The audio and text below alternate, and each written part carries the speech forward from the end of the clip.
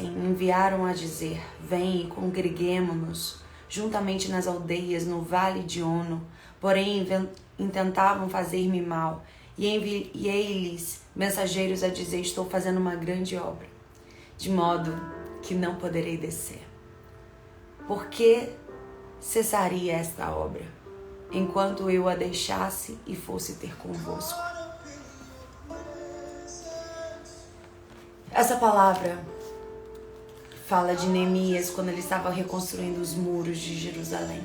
De um copeiro, ele não era engenheiro, ele não era arquiteto. Mas Deus usa realmente aqueles pequenos que aos nossos olhos não tem nada a ver para aquele projeto talvez. Mas Deus usou um copeiro para a reconstrução dos muros. E eu quero dizer algo para você: toda vez que você se propor a viver algo em Deus, virão as resistências. O nível da resistência que você está enfrentando é proporcional ao nível do projeto. Sanbalat e Tobias enviaram cartas para distrair Neemias. Aparentemente era essa a intenção, mas na verdade a Bíblia diz que a intenção deles era matar Neemias. Mas Neemias respondeu: eu não vou descer daqui. Eu não vou parar aquilo que eu estou fazendo. E eu quero dizer para você que está aqui, que talvez você está enfrentando resistências. Não pare aquilo que você está fazendo em Deus. Todo projeto que é de Deus, ele é maior do que você. Ele aponta para Deus. E é tudo sobre Ele. É tudo para a glória dele. E sempre vai abençoar pessoas. Então que nessa manhã você possa entender que a sua família é um grande projeto. Que aquilo que Deus colocou no seu coração é um grande projeto. Vão vir resistências, vão. Essa semana nós vamos ter o Geração Reborn Pocket. E as resistências têm se levantado. Mas eu sei porque é um projeto que é maior do que eu. É um projeto maior do que eu poderia imaginar. E eu creio que Deus, Ele já está à frente desse projeto. Então quero te convidar a você orar, a gente não perder tempo, a gente já convidar a pastora Sara e dizer para você: não desça, não ouça as distrações do inimigo. Porque as distrações do inimigo, no final, têm o objetivo de te destruir. Então que você possa estar firme na grande obra que Deus colocou na sua mão. Em nome de Jesus. Amado Deus, te louvo, porque Tu és tudo que nós precisamos. A Tua presença, Senhor, é o motivo. A Tua presença é a razão. Eu sinceramente, Deus, não desejo me mover sem que a Tua presença esteja comigo, Pai. Não nos faça, Senhor, entrar numa live, não nos faça, Senhor, estar em qualquer lugar que a Tua presença não nos acompanhe. Como Moisés disse: não me faça sair deste lugar se a Tua presença não for comigo. Porque não é sobre as bênçãos, mas é sobre tê-lo ao meu lado. Porque o Senhor é o meu bom pastor, o Senhor é o socorro bem presente na hora da angústia. O Senhor é o motivo da minha adoração. Eu te louvo, te agradeço, te peço, usa a vida da pastora Sara. Abençoa a vida dela, Jesus. Que nessa manhã, Pai, ela seja tocada por Tua presença, visitada pelo Teu Espírito. E de maneira que ela não fale aquilo que é dela, mas aquilo que é do Senhor. Que nessa manhã o Senhor renove ela. Que o Senhor renove, Pai, o seu coração. Que o Senhor renove as suas forças e que ela entre aqui na ousadia, na intrepidez do Teu Espírito, como Tu tens já feito através da vida dela. Abençoa tudo que é dela, a sua casa, o seu lar. Abençoa a Tua filha, Pai, que se dispôs a estar aqui conosco nessa manhã. E cada mulher que está aqui, cada mulher que se dispôs a estar aqui para ouvir a Tua palavra. Que esse momento, Senhor, seja um divisor de águas em sua vida. Essa é a minha oração, Pai. Em nome de Jesus. Amém. Amém. Então eu vou convidar a pastora Sara. Take me back. Take me back.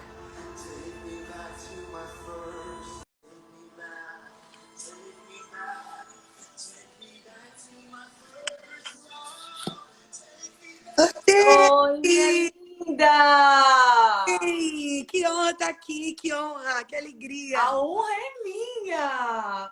Eu falei: gente, será que ela vai aceitar meu convite? Isso, na hora, eu só sirvo para servir para mais nada. Que linda! Linda Eu, você. eu tô muito feliz com você ter aceitado esse convite de estar aqui conosco. A pastora Helena Raquel falou, eu estive com ela falou, Jennifer, você precisa conhecer a Sara Mendes. Aí na hora eu peguei, anotei o seu nome, e aí eu falei assim, não, se a pastora Helena Raquel tá falando, e aí eu fui ver seu Instagram, que bênção que a sua vida é. Eu encontrei uma amiga minha também, a Tayane, que entrou agora. Ela falou, gente, a Sara é uma bênção. Ela é uma mulher de Deus. Então, glória a Deus pela sua vida, pelo seu sim, pelo seu ministério. Como você disse, né? A gente nasceu para servir. E que o Senhor te use nessa manhã, como Ele tem usado, como boca de Deus. Tem mulheres aqui sedentas por ouvir a voz do Senhor. E que você possa ser esse instrumento nessa manhã. Amém? Fique à vontade. Amém. Pastor, quero só te agradecer. Helena, pastora Helena Raquel, na minha opinião, é uma das mulheres mais generosas que a gente tem. Helena é um arauto, uma precursora, alguém que iniciou tudo, Sim, conhece o Ministério Feminino, e é de uma generosidade absurda, uma vida que eu amo, que me ensina com a vida, né? Que me ensina com a vida. sim, E é um privilégio saber que a opinião dela tem força e uma honra sim. servir com você aqui. Eu também estou encantada com tudo aquilo que Deus faz através de você. Dei uma virada no Reborn, em você também. Ó, que a graça continue te guardando, Amém. sustentando, Amém. te dirigindo, para que a alegria seja sua, Amém. seja do nome do nosso Deus. Então, uma alegria muito, Sim. muito grande mesmo. Vou só me apresentar bem Amém. rapidinho. Ah, eu sou casada com o pastor Célio. Eu moro aqui em Goiânia, Jane, ó. Quase não Ai, tem que legal! no Rio, né? Mas eu sou uma goiana do pé rachado aqui. Sou mãe de 3 filhos. Tenho a Ana Luísa de 11, Uau. 10 e tenho um caçulinha de 5 anos, 6 anos. E sou psicóloga também, né? Já há quase 20 anos. Me formei há muitos anos atrás. Mas voltei a servir a Deus no consultório também há um tempo agora. Eu fiquei em uma janela, assim, onde eu fui tendo um filho atrás do outro. Uh, Aham. Voltei para o consultório e nós, Célia e eu, pertencemos ao Ministério de Madureira, Campo de Campinas. Assembleia de Deus aqui, dirigida pelo nosso bispo Oí José do Carmo, e a gente está dirigindo a igreja de novo agora. Nós passamos uma janela de 6 anos servindo na nossa sede, mas agora voltamos a dirigir a igreja, que é pelo que o nosso coração quer. A gente gosta de gente, está perto de Sim. gente, e tem sido um grande privilégio. Enfim, Jane, eu achei o tema e tudo aquilo que você está propiciando para essas mulheres aqui incrível, necessário e importante, reconstruídas para curar. E esse entendimento é Sim. fundamental, porque ninguém consegue dar o que não tem. Então, a Uau. ideia é que quando a gente é balançado, coisas de nós derramam. E a grande pergunta é o que derrama quando nos balançam? Porque se dentro de nós ainda a dor, a mágoa, a ausência de cura, é fato que a gente não conseguirá curar. Então, ser reconstruída é parte fundamental para aquilo que Deus quer fazer através de nós. Mas o nosso Deus é organizado e primeiro ele trabalha em nós, para depois trabalhar através de nós. Então, baseado nisso, eu quero ler Romanos 12, 2, que fala de reconstrução, que fala de necessidade de permanência. Na verdade, vamos ler a partir do verso 1. Só lembrar Sim. que a carta que Paulo escreve aos Romanos é uma carta muito peculiar, porque esse povo era novo convertido. A maioria dos cidadãos da igreja de Roma tinham se convertido por ocasião do Pentecoste. Então, eles estavam aprendendo a ser. Eles se converteram em Pentecoste, voltaram para Roma, formaram a primeira igreja cristã e receberam essa carta de Paulo. Então, Paulo tinha dois objetivos com a igreja de Roma. Ele queria que a igreja de Roma fosse a mantenedora dele, da viagem missionária, que ele continuaria fazendo. E, na verdade, essa viagem não acontece, Paulo morre antes disso. Mas ele sabia que nenhuma igreja séria sustenta um missionário que não sabe sobre o que ele fala. É por isso que os teólogos dizem que a carta aos Romanos é a cordilheira do Himalaia da teologia paulina. Tamanha a densidade teológica Exato. de Cristo que Paulo traz. E no capítulo 12, ele fala de nova vida, de recomeço, de como é que se deve dar essa nova vida. E aí ele diz assim, ó, Romanos 1, Romanos 12, 1 e 2 diz assim: rogo-vos, pois, irmãos, pelas misericórdias de Deus, que apresenteis o vosso corpo por sacrifício vivo, santo e agradável a Deus, que é o vosso culto racional. E não vos conformeis com esse século, mas transformai-vos pela renovação da vossa mente, para que experimenteis qual seja a boa, agradável e perfeita vontade de Deus. Antes de eu entrar na desconstrução para curar, pastora Jenny, eu sempre acho importante a gente compreender no todo o que a Bíblia está dizendo. E no versículo 1, Paulo faz um rogo. Rogo é quase que implorar, né? Ele está pedindo aos romanos: eu estou rogando a vocês, pelas misericórdias de Deus. Misericórdia é aquilo que Deus não dá, apesar da gente merecer. É quando Deus não dá o que a gente merece. É diferente de graça. Graça é favor e merecido.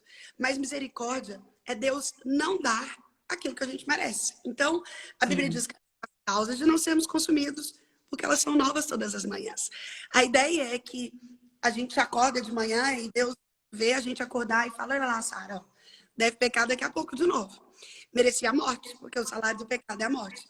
Mas ao invés de matar, eu vou guardar os filhos, eu vou livrar o marido, eu vou dar saúde para os pais, eu vou proteger o ministério. Isso é misericórdia. Então, Paulo fala: eu estou rogando a vocês pelas misericórdias de Deus, ou seja, por aquilo que vocês não podem ficar sem. Que vocês apresentem o corpo de vocês. E corpo aqui não é só o físico. O corpo aqui, se a gente estudar na síntese do que Paulo está dizendo, a ideia é coração, ou seja, inclui mente, emoções e vontade.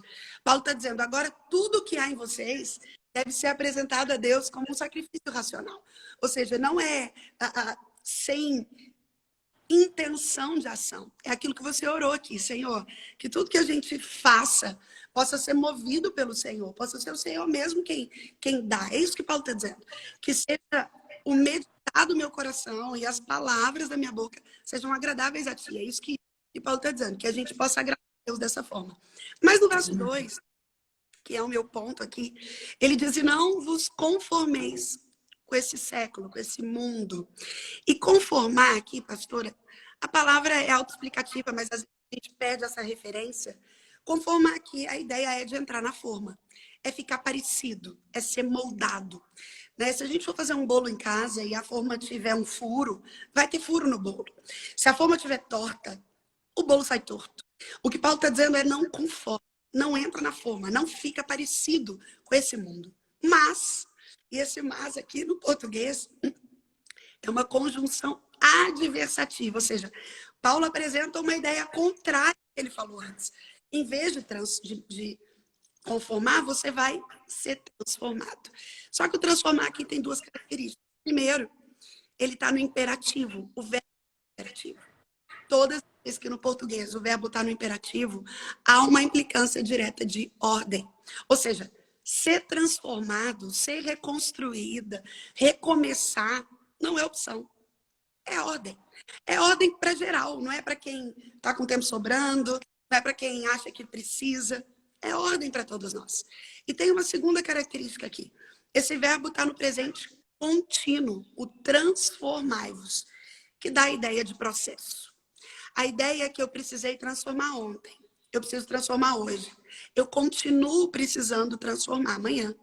Então, a transformação, a reconstrução é processo. Não é um clique, não é uma mágica. Não é algo que a gente está preparado.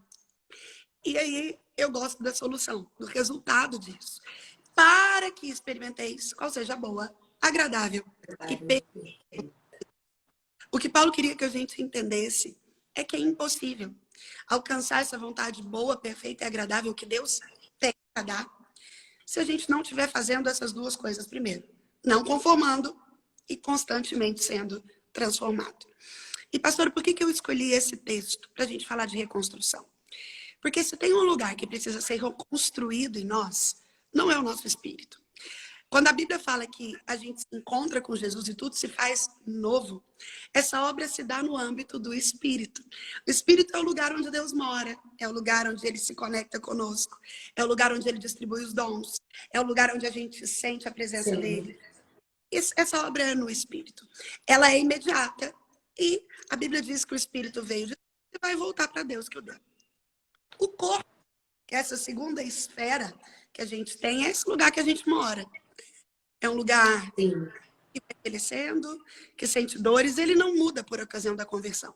A gente continua sentindo frio, fome, sede, a gente continua envelhecendo, a gente continua, enfim. A Bíblia diz que ele veio do pó e vai voltar para o pó, porque foi de lá que ele veio.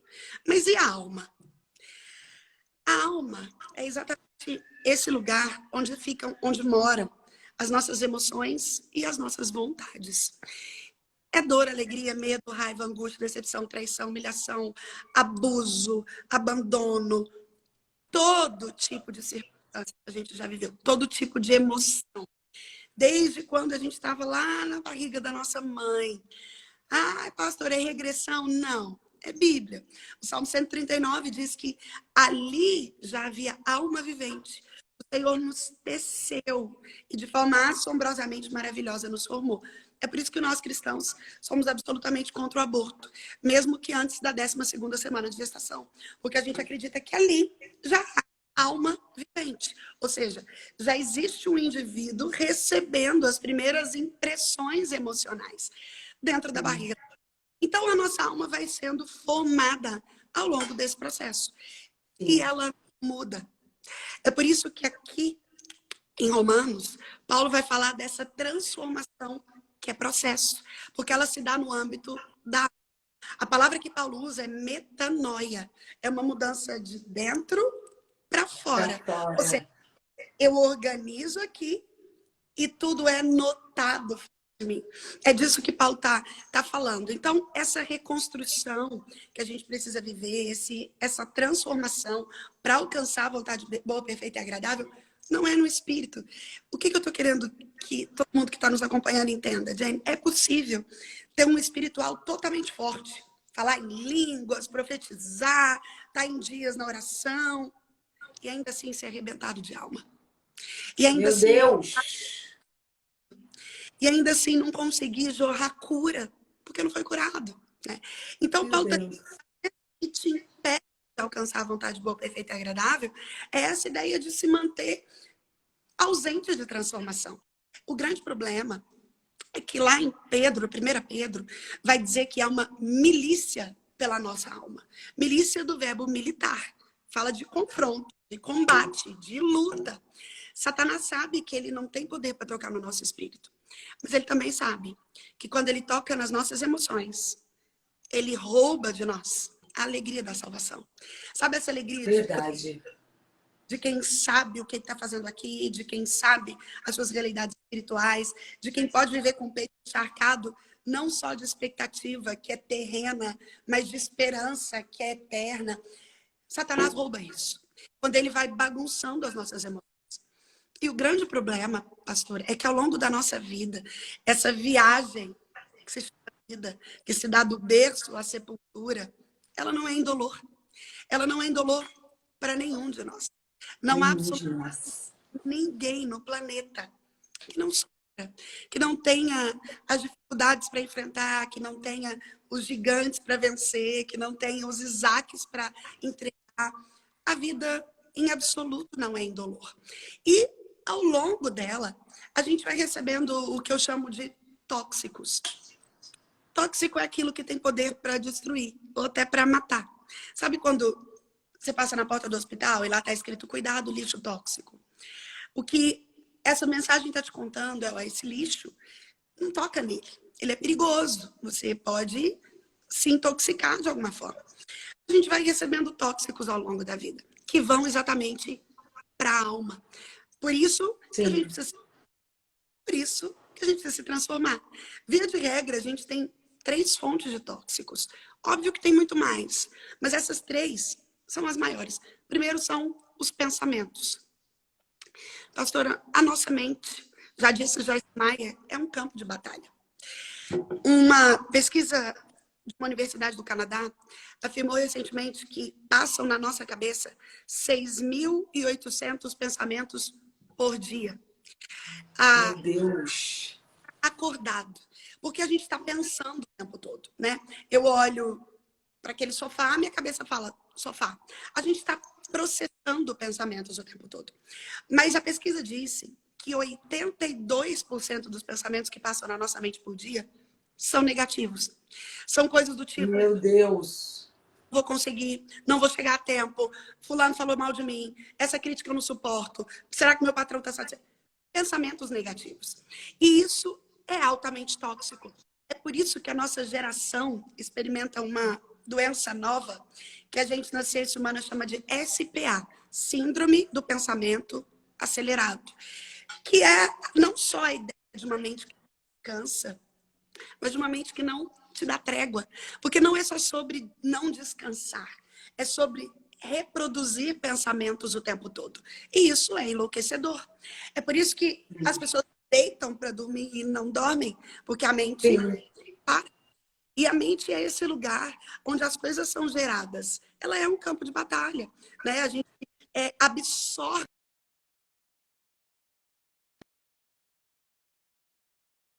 a gente recebe tóxicos. Mas não são só os tóxicos de pensamento. A gente também recebe tóxicos por palavras. Sabe, coisas que pessoas disseram, seja uma maldição, seja algo que machuca. Porque a palavra não volta. A Bíblia diz que elas vão produzir para aquilo que elas foram semeadas. É por isso que a gente tem que ter muito zelo com o que diz, né? Eu gosto de falar, pastora, que falar em línguas é um dom, mas segurar a língua é um fruto do Espírito. Sabe? Não adianta muita coisa. Você ser uma mulher extremamente espiritual, falar em vários idiomas diferentes e não saber segurar a língua. Porque a língua tem poder de vida e de morte. Né? Ela pode adorar, louvá-lo, mas ela pode massacrar. Ela pode provocar danos irreversíveis, porque a gente é gente. E aquilo que vem do outro nos ocasiona sensações. Tem uma coisa que eu trabalho muito no consultório com os meus pacientes. Eu digo a eles, quando eles vêm sofridinhos dessas questões de palavra, pastor, aqui, qualquer palavra que as pessoas falam sobre nós, elas têm somente duas possibilidades. A primeira é aquilo que estão dizendo sobre nós ser verdade. E se aquilo que for verdade, eu, como adulta que sou, assumo isso. Assumo. Adultos têm compromisso com verdade e não têm receio de assumir verdades, né? Ah, Sara, disseram que você gosta de água com gás. Uau, gosto mesmo. Gosto mesmo, essas coisas. Mesmo que isso seja um defeito, estou dando um exemplo. Então, uma possibilidade é aquilo que falarem sobre nós é verdade. O adulto assume aquilo que faz. E a outra possibilidade é aquilo que falam sobre nós ser mentira. E se for mentira, pra quê que eu vou querer ficar me justificando o tempo todo? Primeiro, quem me conhece não precisa de justificativa, porque sabe quem eu sou. E quem não me conhece e não gosta de mim, não vai fazer diferença. A pessoa vai continuar a acreditar no que ela quer. Então, a gente precisa aprender a proteger o nosso coração para que a gente não seja tão desconstruído nessa trajetória, sabe? Para que a gente vá poupando aquilo que está sob o nosso controle. Então, a gente recebe tóxicos em palavras, mas a gente também recebe tóxicos por pessoas. Todos nós convivemos com pessoas tóxicas. E eu não gosto muito dos rótulos, eu acho que eles muito mais geram um estado de comodismo do que de mudança. Mas é fato que existem pessoas que são por si mesmo tóxicas, ou por aquilo que de fato receberam, ou pela ausência de um encontro com o poder transformador de Cristo. Pessoas que chegam na vida e dão uma bagunçada. Pessoas que você confia. A maioria de nós precisa ser reconstruída por aquilo que viveu nos relacionamentos.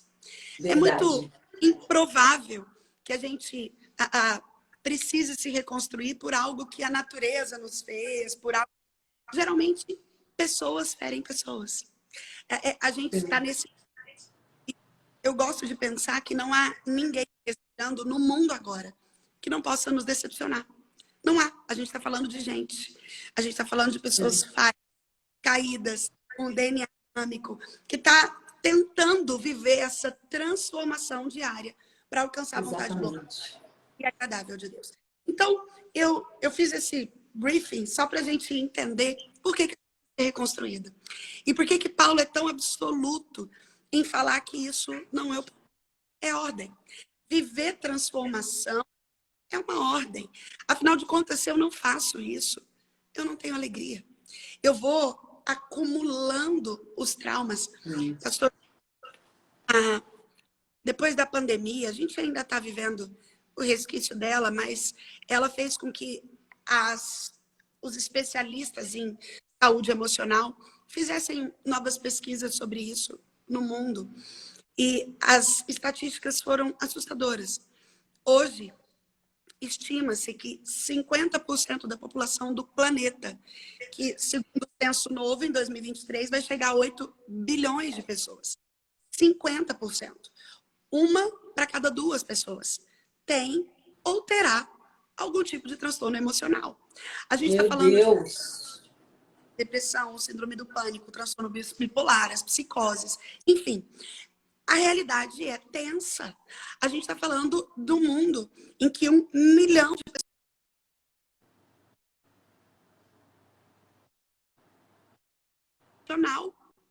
Nós... Deu uma parada aqui. Voltou. A maior média nacional de suicídio está aqui em Goiás. Se suicidam no Brasil.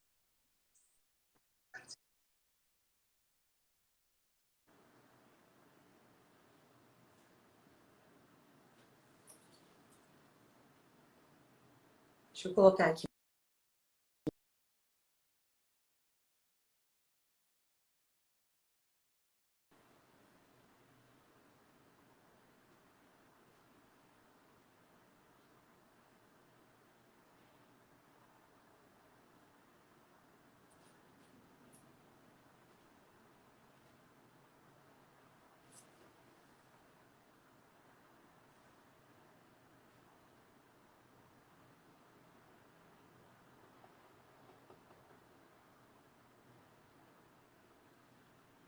Convidar a pastora aqui.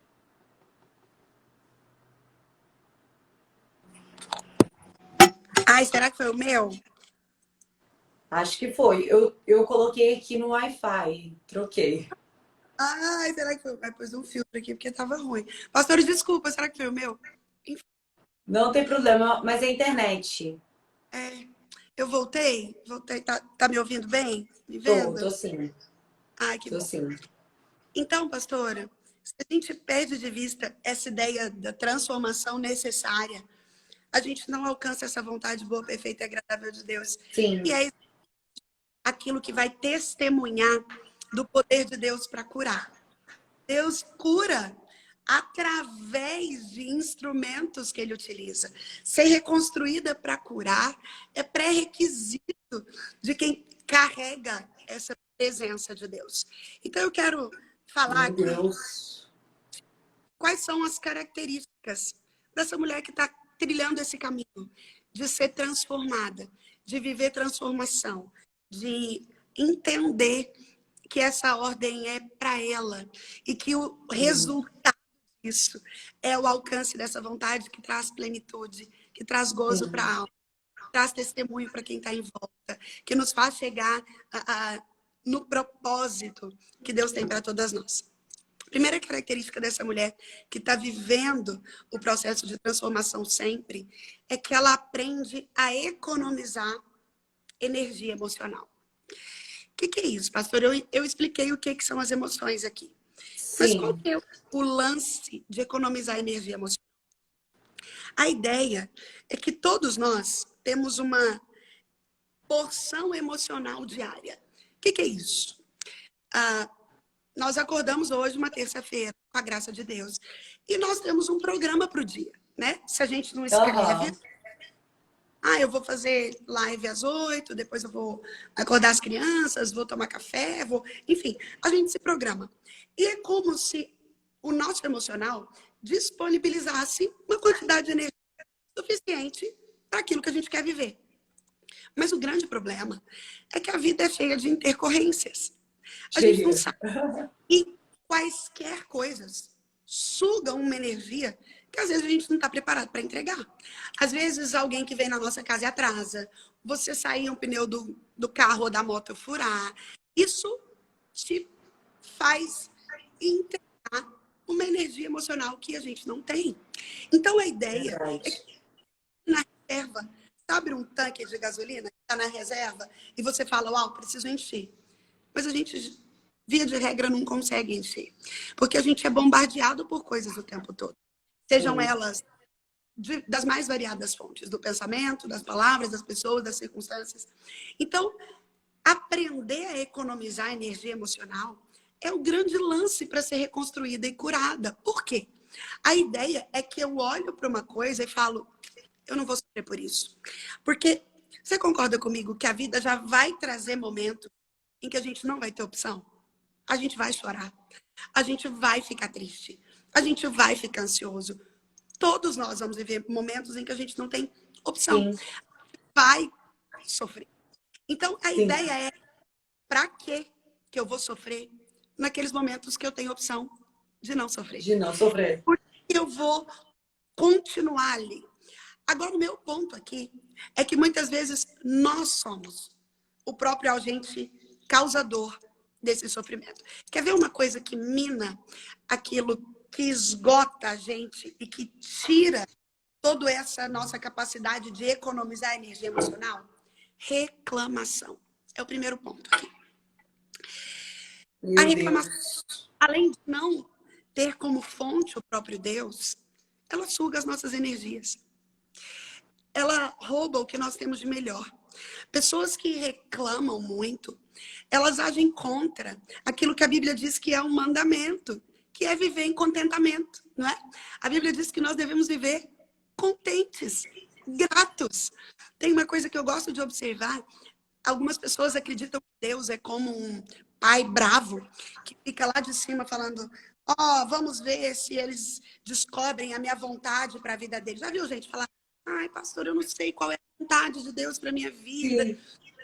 E essas pessoas não entendem que tudo que Deus quer que a gente saiba sobre a vontade dele para nós, ele deixou escrito. Então, vou dar um exemplo de uma das coisas que a Bíblia diz que é vontade de Deus. A Bíblia diz, em tudo dai graças, porque essa é a vontade de Deus. Então, você que está aqui nessa manhã e talvez queira muito saber a vontade de Deus para sua vida, você pode começar agradecendo. Você pode começar agradecendo por tudo. Pelo ar, pela vida, pela roupa, pela comida, pelas pessoas. Você pode começar agradecendo porque essa é a vontade de Deus. A reclamação é exatamente o contrário disso. Gente que reclama o tempo todo, pastora, é sugado emocionalmente. Traz tóxicos para a própria alma. Não vive reconstrução. Porque para viver reconstrução, eu preciso partir do ponto de que eu entendo onde eu estou, por que estou, como cheguei aqui, para que eu recomece. Algumas de nós não são reconstruídas porque são incapazes de olhar de onde estão saindo. Então, a gente precisa assumir, uau, eu reclamo mesmo. Eu preciso melhorar isso. A Bíblia conta a história do povo que saiu do Egito rumo à Terra Prometida. E essa trajetória, geograficamente, dava para ser feita em 15 dias. Durou 40 anos. Sabe por quê? Porque esse povo foi o povo que viu Deus livrá-los das 10 pragas. Né?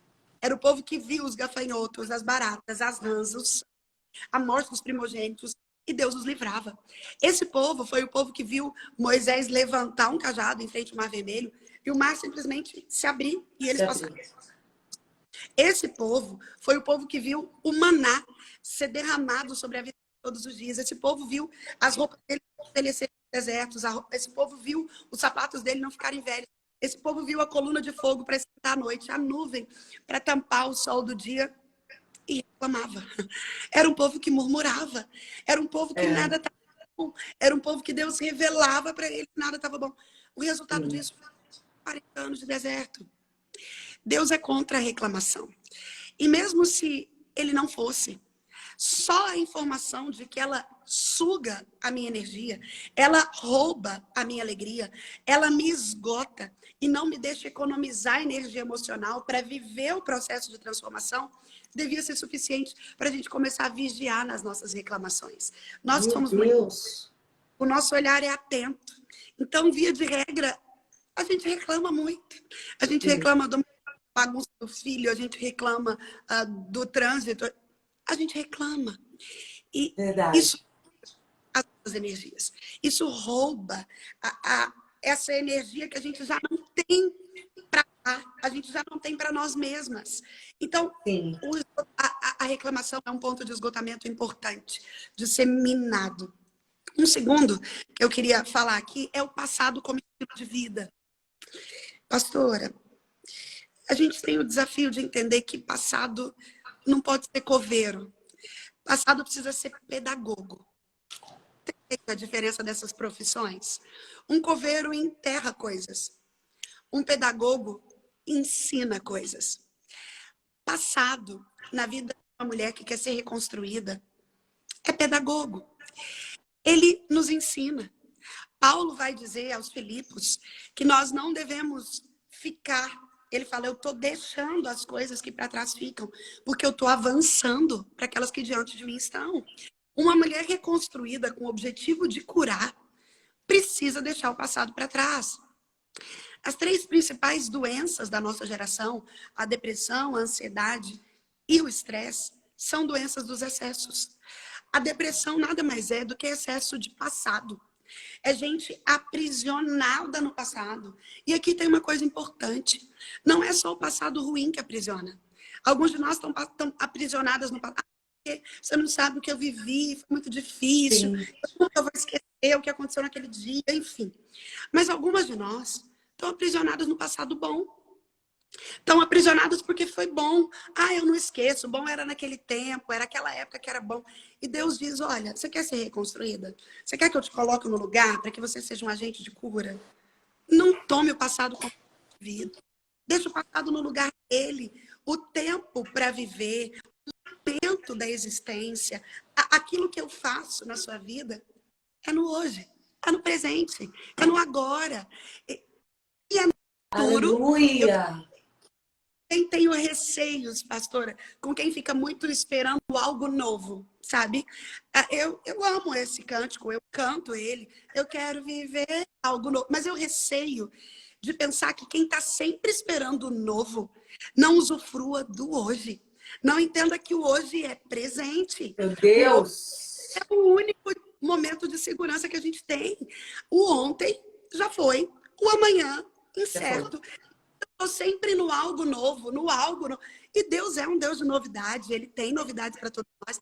Mas a ideia é que para viver o novo, eu preciso passar pelo agora. E se o meu agora não tem sentido, o amanhã não vai chegar. Afinal de contas, ele é uma construção.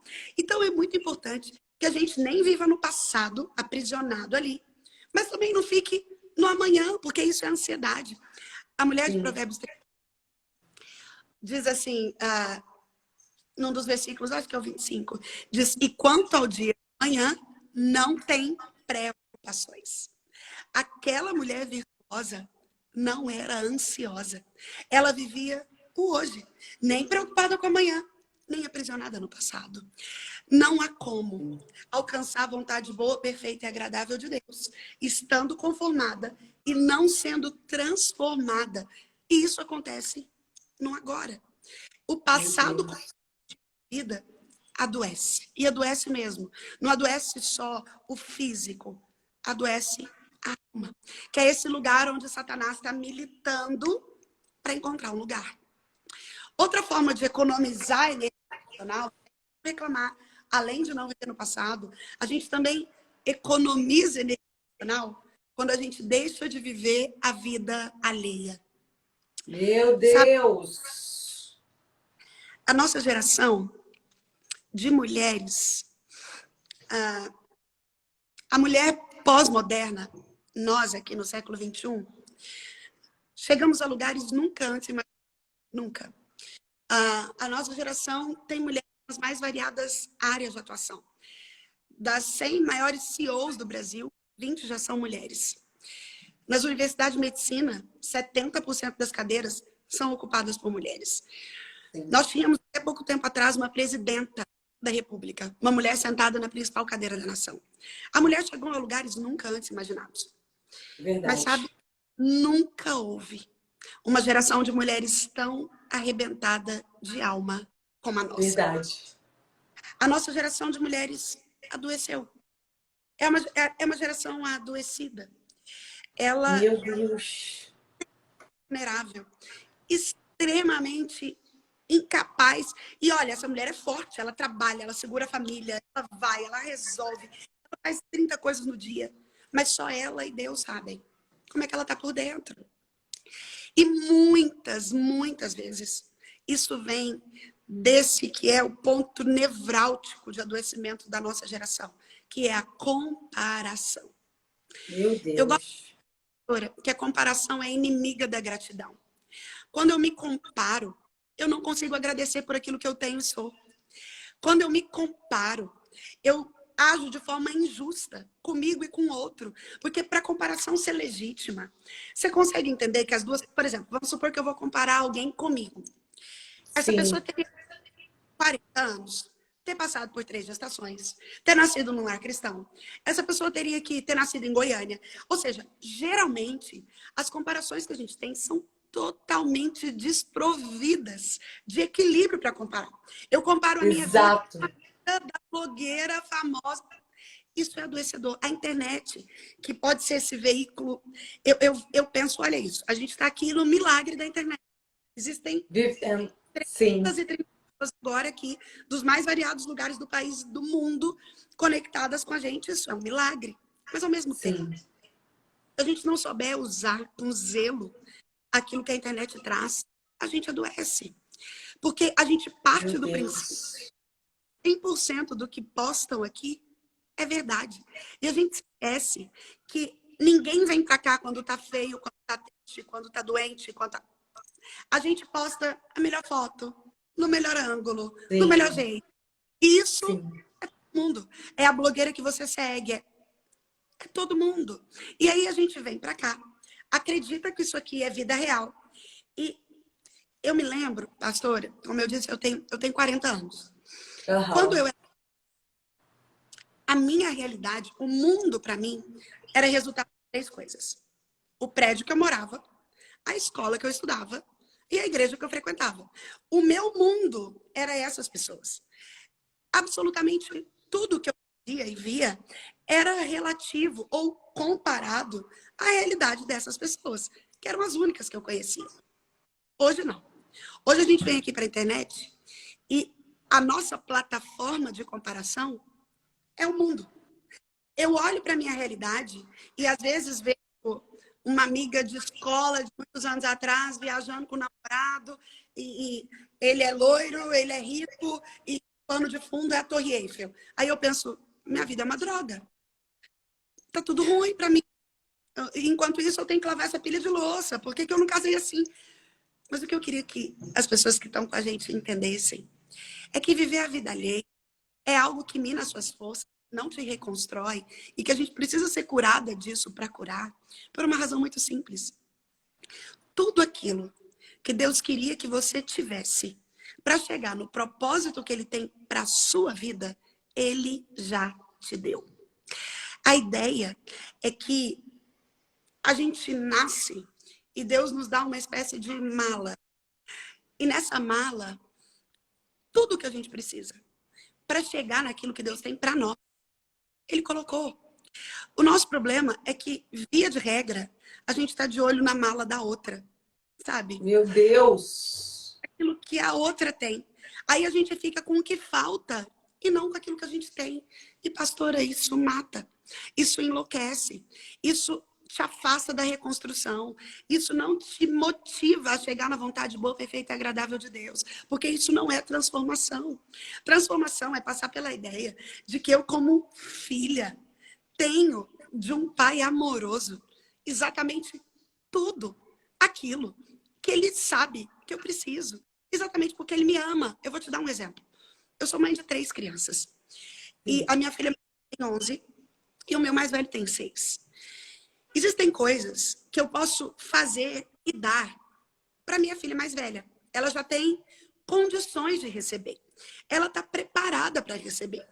Mas se eu der ou fizer para o meu filho de 6, eu vou permitir que ele se machuque. Eu vou ser irresponsável. Ou seja, eu como Sim. mãe, e conheço os meus filhos, a idade deles, a maturidade deles, sei o que eu posso entregar para cada um. Imagina Deus. Deus Meu sabe Deus. exatamente aquilo que cada um de nós suporta, aquilo que cada um de nós pode carregar, aquilo que cada um de nós tem para dar. E é uma viagem incrível quando a gente se dispõe a valorizar aquilo que Deus tem para nós.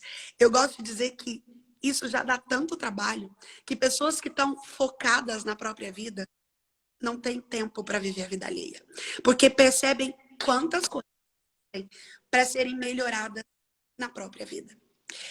Eu acredito que isso tudo que a gente está falando resume em uma só palavra, pastora: fé. A fé é aquilo que faz a gente acreditar que dá para ser reconstruído, que dá para juntar cacos, que a cruz é suficiente para apagar qualquer passado, para Sim, transformar e para projetar qualquer futuro. O que a sim. gente está aqui dizendo é daquilo que é humano. O que eu queria que você que está conosco entendesse é que você tem essa estrutura que chama alma. Dentro dela tem uma cota de energia emocional diária e que, via de regra, a gente está em déficit. E é essa alma que precisa ser transformada para alcançar a vontade boa, perfeita e agradável de Deus. Então, dentro desse contexto, é inteligente, é humano, é a sua parte. Minar os pontos de esgotamento. São Sim, centenas, mas eu falei 3 aqui. Reclamação, sim, passado como estilo de vida e viver a vida alheia. Se eu entendo que sim. algo me faz mal, não é inteligente permanecer nisso. Então a ideia Meu é que Deus Deus. faz sobrenatural, mas o natural é com você. Deus faz as coisas extraordinárias. Nós temos que fazer as ordinárias. Deus É, faz as possíveis. As possíveis são com a gente. É a gente quem precisa parar de reclamar. É a gente quem precisa querer avançar e deixar o lado. É a gente quem precisa parar de viver a vida alheia, parar de se comparar, parar de trazer tóxicos para a nossa própria alma, que é esse lugar que precisa viver esse processo até Jesus voltar. é. Enquanto nós estivermos nesse lugar, que se chama vida, a gente vai precisar ser transformado. Hoje, ontem eu fui, hoje eu estou sendo, amanhã eu continuo sendo. A boa notícia, e aqui eu encerro, é que a gente não faz esse processo sozinho. A gente tem ao alcance da nossa fé o poder do Espírito Santo de Deus. E, pastor, Aleluia. esse Espírito Santo é consolador. Aleluia. Consola a dor. Você entende isso? Amém. Não é só... A gente fala consolador e parece que a gente lança isso, a gente está tão acostumado. Mas aí, Sim. consola a dor. As pessoas que estão aqui, Nossa. precisam ser reconstruídas, sofreram dores. E poucas coisas são tão individuais quanto a dor. Vamos, Verdade. eu sei que eu tô com dor de cabeça. Eu falo, pastor, eu tô com uma dor de cabeça do lado direito e parece que é uma pontada. Aí você vira para mim e fala, Sara, eu já senti essa dor de cabeça. Do lado direito, uma pontada. Mas você consegue entender que, por mais que você já tenha sentido uma dor parecida, a Sim, sua dor é a sua e a minha é a minha. A dor sim, é individual. É por sim. isso que o Santo consola a dor. Ele faz aquilo que o meu marido, por mais que me ame, não consegue fazer por mim. Que os meus filhos, a minha amiga, o meu pastor, não conseguem fazer por mim. Ele vem dentro de mim, sente a minha dor e intercede para o Pai com gemidos que a Bíblia diz que são inexprimíveis. Inexprimíveis. Dentro de mim, sente a dor da angústia, da decepção, do abandono, da rejeição, da angústia, do anseio, da depressão. Ele sente essa dor. E aí ele vai até Deus e fala, Deus, é assim que a minha filha está sentindo. O Senhor pode aliviar essa dor? E aí nós vamos sendo reconstruídas, para então sermos agentes de cura. A minha Meu oração é que Deus. a graça de Deus nos encoraje, que ela possa nos capacitar gerar esse entendimento de que sozinhos a gente não consegue, mas que Sim. pelo auxílio desse Espírito que é consolador, que é forte, que é suficiente, a gente avança, a gente Aleluia. consegue, a gente é reconstruído e a gente cumpre o propósito de Deus nessa geração. Como o Senhor tem anseio santo por usar mulheres reconstruídas. Gente, Aleluia. põe a serem agentes de cura e vão a campo para abençoar Amém. outras e outras e outras. Que comecem em nós. Que comecem em nós. Amém. Obrigada, pastor. Eu Amém. falo demais. Mas enfim, terminei. Te devolvo aí. Gente, obrigada Amém. por gente linda e carinhosa. Beijo, beijo. Amém. Pastora, ora para a gente terminar, agradecer a Deus por esse tempo precioso. Meu Deus, quantas anotações eu fiz aqui, quanto eu aprendi. Vou assistir essa live de novo porque vai ficar salva. E eu tenho certeza que essa palavra foi destravar na vida de muitas mulheres. Quantas mulheres ficam presas na reclamação, presas olhando a vida do outro. Às vezes até você fica tão viciado nisso aqui, né? Você fica vendo, sabe, tudo da vida do outro. E a sua vida? E os seus sonhos? E os seus projetos? Você engaja com tudo que é do outro, mas é aquilo que é seu. Cadê? Né? Então, muitas mulheres acabam se sabotando. E aí fala, ah, nada acontece na minha vida, mas você não para de ver a vida do outro e não foca na sua. Né? Uma vez Deus ministrou isso ao meu coração. E aí eu parei com isso, porque senão você fica olhando a vida de todo mundo e você esquece da sua. Você tem que trabalhar, você tem que correr atrás dos seus sonhos, você tem que buscar ser a melhor esposa. Então é tanta coisa que a gente tem pra focar na nossa vida que a gente perde tempo focando na vida do outro, sabendo das fofocas, dos bafafá, enfim. Então, que a gente possa romper com isso hoje. Obrigada por essa palavra que eu acho que foi tão necessária. E eu queria te pedir para você orar, para a gente finalizar, agradecer a Deus e abençoar essas mulheres que estão aqui conosco hoje. Amém. Obrigada, pastora. Que honra. Vamos orar então. Amém. Senhor, nós te adoramos nessa manhã. Que privilégio, Deus. Louvamos, Jesus. Como essa, numa terça-feira comum, mas falando de coisas áreas, falando do Senhor, da tua palavra. Pai, obrigada, porque Obrigada. porque ela é tão poderosa. Deus, e eu quero orar pela vida de cada uma dessas mulheres que esteve conosco aqui, as que Sim, chegaram no Deus. meio, as que pegaram um final. Deus, o Senhor conhece a vida delas, a necessidade de cada uma delas, a existência, os papéis, os desafios que o dia de hoje tem para cada uma delas. Deus, e como é bom saber e mesmo o Senhor nos vendo aqui, uma pequena multidão de mulheres, o Senhor nos conhece de forma individual. E é por isso que eu quero Aleluia. visitação. Deus, pelo alívio da tua graça. Deus, aquela que chegou nessa live aqui desanimada, abatida. Deus, sem rumo, ansiosa, que possa receber na autoridade do poder do nome de Jesus. O alívio da Amém. graça. Deus, que ela possa receber o aconchego, o abraço do teu Espírito, a direção Amém. da palavra. Tá? Deus, na autoridade do poder do nome de Jesus, que haja vida, que haja ânimo, que haja renovo, que haja reconstrução. Pai, no Amém, nome meu de Deus. que o teu nome seja glorificado em tudo aquilo que foi liberado nessa manhã. Aleluia. E sejam contados para a glória do teu nome. Em nome de Jesus, alcança os papéis ordinários e simples que cada uma de nós precisa desempenhar no dia de hoje. Nos dá graça para viver esse dia e glorificar o teu nome em todo É ele. verdade, Jesus. A pastora Jane, pelo ministério que o Senhor entregou a ela. Deus, a vida do Senhor que escorre através dela. Que o Senhor continue alargando fronteiras, dando discernimento, sabedoria, graça. Amém. Eu Amém. nesse tempo e continuar abençoando centenas de milhares de vidas. Nós entregamos ao Senhor esse tempo, dizendo que o Senhor é o dono e o motivo de nós estarmos aqui. Oramos graças a Aleluia. o Senhor nos ouve, em nome de Jesus o Cristo. Amém. Amém. Amém. Vamos fazer uma fotinho? Ai, vamos. Assim, ó. Se puder fazer o coraçãozinho. Isso. Na hora. Gente, faça um print aí. Compartilhe a frase, a palavra que Deus liberou ao seu coração. E... Amém. Muito obrigada. Um beijo. Deus abençoe seu dia. E E o vamos seu viver também. o hoje, em nome de Jesus. Bora, bora. A vida Bora. acontece agora. A vida acontece Exato. hoje. Exato. Beijo, beijo, beijo. Beijo. Prazer. Tamo junto, tamo junto. Amém.